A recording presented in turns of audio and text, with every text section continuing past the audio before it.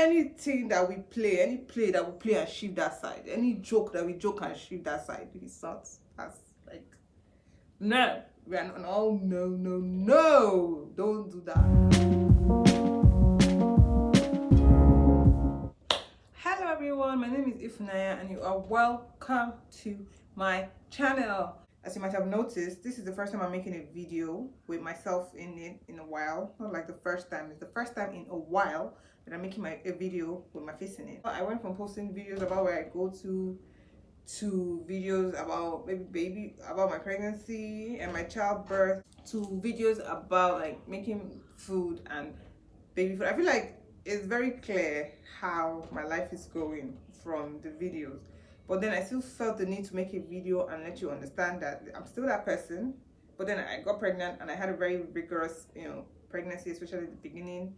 So I wasn't able to do all the things that I wanted to or I had planned to, and then I had the baby. And then just when I was about to get back into the groove of things, coronavirus came. I was like, Ace, sit your ass at home. Okay.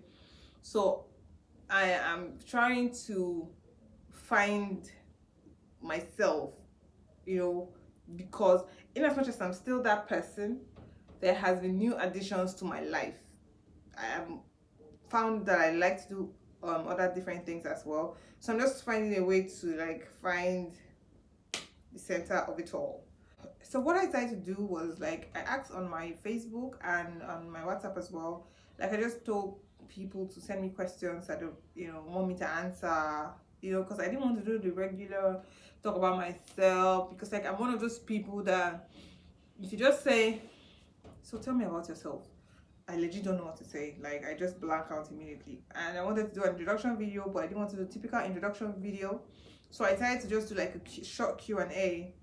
And I have picked and I've selected like 10 relevant questions, because some people are asking you are saying one thing, some people are asking you another thing that is co-relevant to your introduction. So I have picked like 10 relevant questions and I'm just going to answer them as a way to kind of like reintroduce myself. So let's go. Okay, so the first question here is, why did you decide to start YouTube? So the funny thing is, right, I don't think I ever like wanted to do YouTube, like be a YouTuber. The thing is, when I started my waka, right, I'll typically just go and take pictures, but then at some point I realized, I think after like the second or third place I went to, I realized that it was better to make videos. Not necessarily better, but pictures had its own appeal, but then videos had their own appeal as well. Do you get? So I was like, okay, I'm just gonna make videos and post on the blog. Do you get? But then I realized I was easier to just make videos and post on YouTube and link it to the blog. And it's actually a lot easier, So that's it. That is it. It's not. That's just it. And that's why we are here now. The next question is your favorite movie. I don't have a favorite movie. Yes, I don't have a favorite movie because I'm one of those indecisive people. The thing is that I have a very wide genre. If you ask me my favorite genre or my favorite kind of movies to watch, I'll probably say horror movies, thrillers. That's it. But to not pick a favorite movie inside out one, I don't think I can do that. I can't. I'm sorry. I can't. It's too much pressure. I cannot do that. I do have a favorite series. Weirdly enough, I have a favorite series. My favorite series has to be Law and Order Special Victims Unit. I love SVU. I think Olivia Benson is like my all-time favorite character of all time. For real, like. And for me it's super important because like I've been watching SVU for like over a decade. Like I've been watching SVU since I was like, I don't know, 12, 13. Like I've been watching it for a very long time. You know what I'm saying? And like I think it's clear to me now because like I recently started rewatching the old episodes. I realized that these people were actually trailblazers because like way back 2006, 2008, when nobody was having these conversations, we were talking about mental health, we were talking about rape, we were talking about homosexual, like pressure or, being ostracized as a gay person and all of that. And it's like, it's a lot. It might not seem like that now because like, everyone is having those conversations. I think they've even toned down now, or maybe it's just things are just easier now because like honestly they were hitting it in there, like they were really going in there. And like I think that's why it's my most favorite, because typically I love crime shows, so it's great for me because not only are they fulfilling the love of crime show need for me, but then it's like they're impactful as well. So it's like, so the third question is, do you consider yourself a smart person? Well, let me think about it. No, but seriously though, I think I do consider myself a smart person because I know that I'm a smart person. I'm not Einstein, okay, but like I am very far from dumb. So yeah, I do consider myself a smart person. And the next question is, what is your biggest fear? Well, since becoming a mom, my biggest fear is anything that has to do with my child, like losing my child, like just man, like just anything that we play, any play that we play and shift that side, any joke that we joke and shift that side, it's not. That's like, no, we are not. No, no, no, no, don't do that. That's like, that's it. That's definitely my biggest fear. Yeah. So the next question is, how many kids do you want to have? The one. That's him. That's him right there. That, yes, that's it. No, but seriously though, maybe two. Like I just know that I'm not a big family kind of person because I feel like I don't have the mental capacity for a large family. I can't do it. Two, that's it. That's it. Because like I want to be able to, I think it's also might not necessarily be my biggest fear, but it's also a very big fear for me. Like not raising my children well or right, or not, giving them the best. So it's very important to me to have the few so that I can completely, wholly, pour myself into them. Do you get my point? Like, there's no point having, for me, there's no point having like 4 children or 5 children or 8 children or 10 children, and then they don't all view, everybody's going like this, everything is yaga yaga yaga, and like I don't want that, man. That's not what I want for myself. And I also know that I'm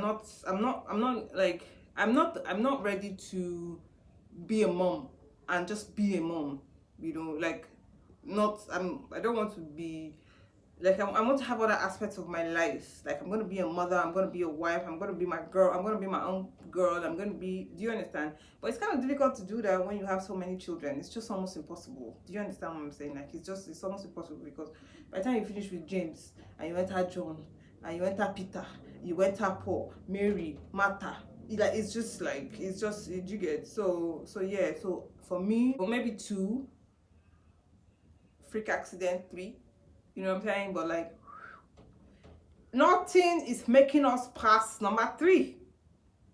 And number three is even with so yeah. The next question is, what is your pet peeve? Feet. I don't know how that sounds, but like I hate feet. Like it's not like I hate feet, right? Like I don't hate the feet or attached to your body or the feet attached to my body, but I hate when people touch me with their feet or when people touch my feet. Don't joke, like, oh god. Like if you touch your leg should touch my body, your feet touch my body like this. Oh god, I can die. I can just die. I don't like it. I do not like it. That's like I feel like that's my top pet peeve. Another thing I don't like is when people move things and don't put them back where they moved them from. I don't, as in like, especially when it's just like in an instant. Do you understand? So you take a cup of water, you drink, and then instead of putting the cup back here, now that you just collected this cup from who, you not keep it here. Why are you doing that? Like, put it back where you brought it from. Put it back where you brought it from. Like, so next question is, how is your state of mind right now? Oh god, that's a serious question, a very relevant question. I feel like I actually want to make a separate video where I talk about it, okay? Because ever since I became a mom, right, it's like, I don't, like, why would you even ask me that? Have I done anything that showed I'm kind of losing my mind? Like, is there, like, where's the question coming from? But seriously though, my state of mind is a mess.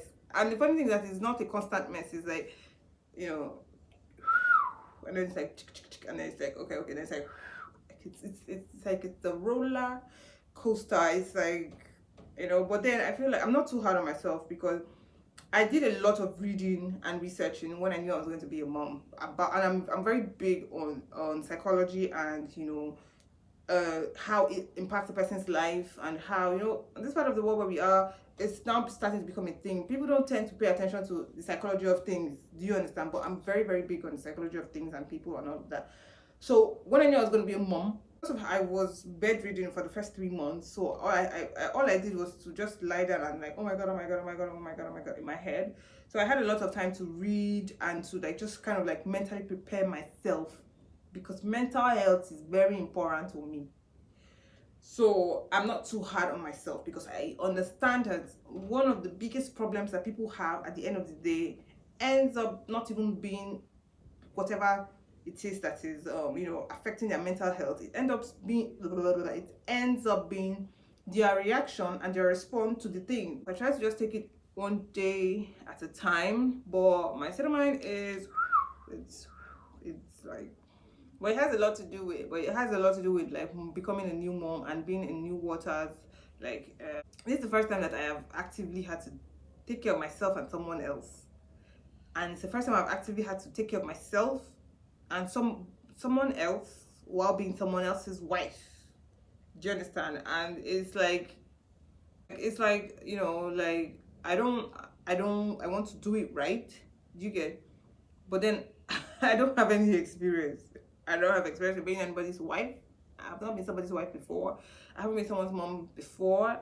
I haven't, been in this phase of my life before. So everything is just like new. And then there's the awareness of the weight of the responsibility, because I cannot do papangolo with my child. Like there are no take backs. Do you understand? It's not like, oops, I made a mistake. Oops. Okay, let's just go back and start over. I can't do that. Do you understand? So it's important to do it right, even though you're doing it the first time only. Like, even though it's the first time you're doing it with no prior experience, it's still very important that you do it right. Do you get?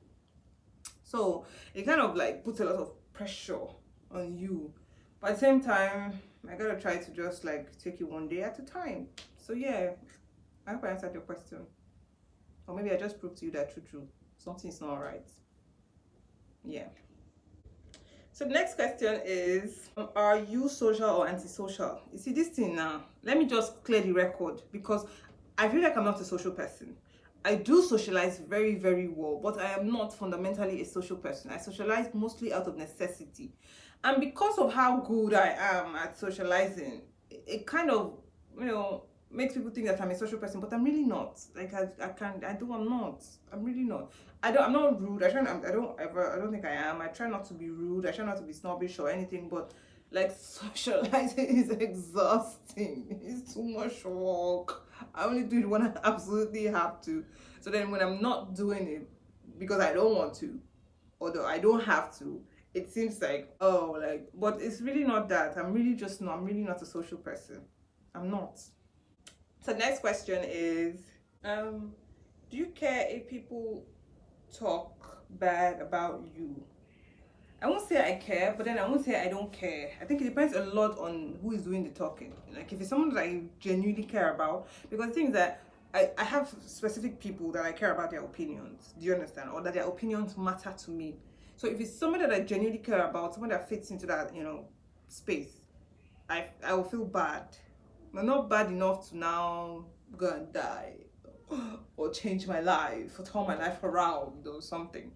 Especially if it's untrue, I'll feel bad because obviously people in that box are people that have direct access to me, that could have, at any point you could have. I feel like I'll feel bad because I'll feel like, oh, like you could have, at any point you could have, reached out to me. You could have at any point like found, like, had this conversation with me. Do you understand? So it's like, that's why I'll feel bad. But if it's somebody that I know to send like that, somebody that I know to rate, somebody that's like, okay, go ahead. Like, I'm not like, okay, it's okay now. When you talk finish, you go. When you tap it, don't even tell me that the person said. Don't even tell me. I don't even want to hear. As in, like, you both of you should just go and be talking the talk. When you talk finish, you continue and be going from there. So yeah. When last did you cry? I can't really remember. I can't really pinpoint the exact date and time. Like, I don't used to cry and finish and go and record it somewhere, But, and the thing is, because it has become more fickle. Do you understand? Prior to having a baby, I would only cry for super important things, and then I would, memorize it.